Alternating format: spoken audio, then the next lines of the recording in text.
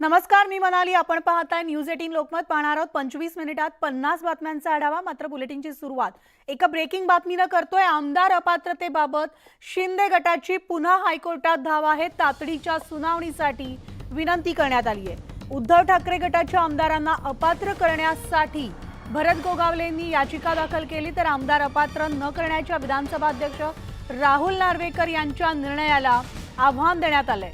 मात्र शिवसेना उद्धव ठाकरे गटाकडून तातडीच्या सुनावणीवर आक्षेप घेण्यात आलेला असून 7 महिन्यानंतर तातडीच्या सुनावणीचा आग्रह का केला जातोय, असा उद्धव ठाकरे गटाचे वकील विनयकुमार खातू यांनी आक्षेप घेतलेला आहे.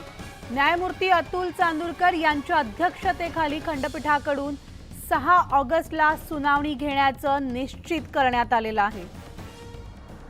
तर आत्ताची या क्षणाची आपण सगळ्यात महत्त्वाची ही बातमी पाहतोय. या संदर्भातले अपडेट जाणून घेऊयात. आमचे प्रतिनिधी प्रशांत बाग आपल्या सोबत आहेत. Prashant, good morning. आणि आत्ताची सगळ्यात राजकीय महत्त्वाची घडामोड म्हणावी लागेल. मिताली, सुप्रभात जरी आपण एकमेकांना आता केलं तरी या सगळ्या याचिका दाखल झालेल्या याचिका आणखी त्याची सुनावणी याच्यावरनं काहींची सकाळ ही नक्कीच खराब होऊ शकते, असं 6 ऑगस्टला सुनावणी घेण्याचा जो निर्णय न्यायमूर्तींनी दिलाय त्यावरून. विधानसभा निवडणुकीची चाहूल आहे या प्रकारची ही याचिका, म्हणजे तातडीची सुनावणी. आता आमदार अपात्रतेबाबत हा विषय प्रलंबित असताना जर का विधानसभा निवडणूक झाली तर आपल्याला कायद्याच्या आधारावर ज्या तांत्रिक चुका आहेत किंवा तांत्रिक दोष आहे याच्यावरून जर निवडणुकीमध्ये आमदार उतरला, त्यानंतर निवडून आला, तर त्याला कायद्याच्या दृष्टिकोनातून त्याचं सदस्यत्व पद धोक्यात येऊ शकतं. आणि याची जाणीव जी आहे, याची जाणीव त्यांना आहे. आणखी हीच जाणीव असल्यामुळे शिंदे गटानं पुन्हा एकदा हायकोर्टात धाव घेतली, कारण याचा सगळ्यात मोठा फटका बसला तर त्यांना बसू शकतो. आणखी तातडीच्या सुनावणीची विनंती केली, कारण कुठेतरी हा विषय कन्क्लूडपर्यंत पोहोचावं. उद्धव ठाकरे गटानं तातडीच्या सुनावणीवर आक्षेप जरी घेतला असला तरी न्यायमूर्ती अतुल चांदोरकर यांच्या अध्यक्षतेखालील समितीनं, खंडपीठ समितीनं त्या शिंदे गटाची याचिका मान्य करून 6 ऑगस्टला सुनावणी घेण्याचं निश्चित केलेलं आहे. राहुल नार्वेकर यांच्या निर्णयाला आव्हान दिलेलं आहे. म्हणजे विधानसभा अध्यक्ष राहुल नार्वेकर यांनी जो आमदार अपात्र न करण्याचा निर्णय दिला होता त्याला आव्हान दिलंय आणि आमदारांचा कार्यकाल संपण्याआधीच सुनावणी घेण्याची गोगावलेंनी विनंती केलेली आहे. ही कायद्यासाठी अत्यंत महत्वाची आहे. 6 ऑगस्टची सुनावणी ही अत्यंत महत्वाची आपल्याला नक्कीच म्हणतात. मिनाली, निश्चितच प्रशांत, तुम्ही असेच सोबत राहा. आणखी एक ब्रेकिंग बातमी आपल्याकडे, ती म्हणजे शिखर बँक घोटाळा क्लोजर रिपोर्ट सुनावणी निश्चित झालेली असून आर्थिक गुन्हे शाखेनं 2दा दाखल केलेले क्लोजर रिपोर्ट आणि निषेध याचिकांवर एकत्रित सुनावणी होणार आहे. मुंबईमधील विशेष सत्र न्यायालयामध्ये 31 ऑगस्टला ही सुनावणी होणार आहे. तर या प्रकरणामध्ये आणखी 50 निषेध याचिका दाखल केल्या जाणार आहेत.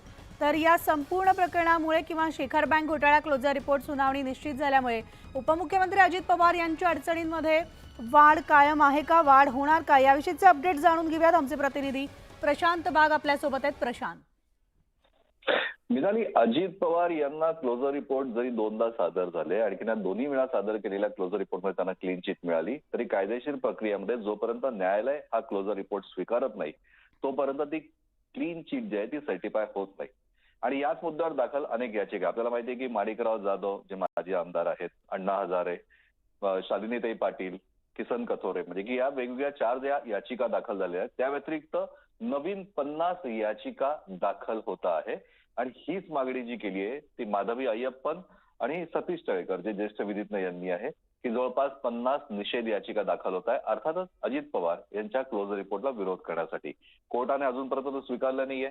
न्यायमूर्ती AU कदम यांच्या कोर्टामध्ये झालेली ही सुनावणी सगळ्यात महत्वाची आहे. आणि अखेर कोर्टानं या सगळ्या दाखल झालेल्या याचिका आणि दाखल होऊ घातलेल्या याचिका यांच्यावर एकत्रित सुनावणी घेण्याचा निर्णय घेतलाय. 31 ऑगस्टला न्यायमूर्ती AU कदम यांच्या विशेष कोर्टामध्ये ही एकत्रित सुनावणी होणार आहे. याचाच दुसरा अर्थ असा आहे की तोपर्यंत अजित पवार यांचा क्लोजर रिपोर्ट कोर्ट स्वीकारणार नाही. त्यामुळे अजित पवार यांच्या अडचणीमध्ये या वाढ ज्या आहेत या निश्चित आपल्याला म्हणता येईल. खरं तर सप्टेंबर 2020 पासून हे कवित्व सुरू आहे. म्हणजे आर्थिक गुन्हे शाखेनं सप्टेंबर 2020 मध्ये अजित पवार यांना क्लीन चिट देणारा क्लोजर रिपोर्ट सादर केला होता. पण 7 सहकारी साखर कारखान्यांनी निषेध याचिका यावर दाखल केल्या होत्या. आणखीन त्याबरोबर अनेक निषेध याचिका दाखल होत आहेत. बघूया या विषयाची ही एकत्रित सुनावणी आता 31 तारखेला होईल, ती आपल्याला महत्वाची नक्कीच म्हणता येईल. 25,000 कोटींचा शिखर बँक घोटाळा हे प्रकरण आहे. निश्चितच प्रशांत, त्यामुळे या सगळ्या घडामोडींवर आपण लक्ष ठेवून राहणार आहोत. तुर्तास धन्यवाद. तर आपण पाहतोय आत्ताची सगळ्यात महत्त्वाची ब्रेकिंग बातमी, ती म्हणजे शिखर बँक घोटाळा क्लोजर रिपोर्ट सुनावणी निश्चित करण्यात आलेली असून मुंबईतील विशेष सत्र न्यायालयामध्ये 31 ऑगस्टला ही सुनावणी होणार आहे.